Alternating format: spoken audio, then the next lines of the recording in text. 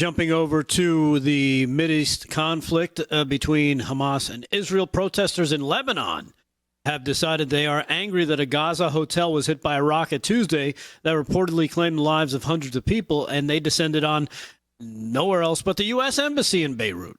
More than 100 protesters gathered near the embassy carrying Palestinian flags.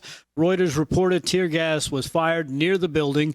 The demonstration came hours after the Al-Ahlai Baptist Hospital in Gaza was hit by a rocket, prompting both sides of the Israel-Hamas conflict to blame each other. The Hamas Health Ministry said at least 500 people were dead, resulting in anger in the region. Hamas claims that it was Israeli military targeted the hospital, but the IDF determined Islamic Jihad terror group was responsible. An analysis of the IDF operational system indicates that a barrage of rockets were fired by terrorists in Gaza, passing in close proximity to the hospital in Gaza at the same time it was hit. Intelligence from multiple sources we have in our hands indicates that Islamic Jihad is responsible for the failed rocket launch, which hit the hospital. And, of course, now everybody's backtracking because we saw the mainstream media completely lose themselves today, trying to blame Israel for this attack on this hospital. Yeah, the media supports the enemy. Of course. And their behavior today, not that some of us needed to know, again, demonstrates that. The New York Times, CNN, just abysmal, disgusting in their reporting that they had to jump to it as quick as they could. They had no facts. They had no idea what had happened, but it didn't matter. It didn't matter because they need to support their on-air hosts who also support the enemy. Yeah.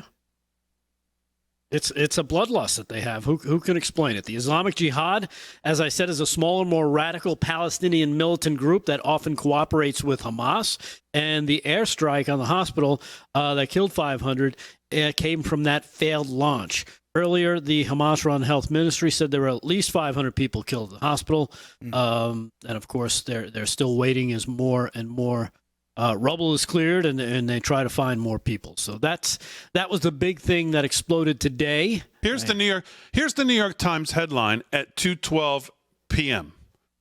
Breaking news on their Twitter: an Israeli airstrike hit a Gaza hospital on Tuesday, killing at least 200 Palestinians, according to the Palestinian Health Ministry. Well, the Palestinian Health Ministry is Hamas. Just let's be. That's number one, right? Which said the number of casualties was expected to rise. Okay, so none of that is true. They had no information that was true, but they just ran with the headline. So now when you click on the link to this story, this is now the current headline. Israel-Hamas war, Israelis and Palestinians blame each other for blast at Gaza hospital. There's video at this point of the launch of this failed rocket amongst many that they tried to launch. Now they blamed each other. This is the New York Times.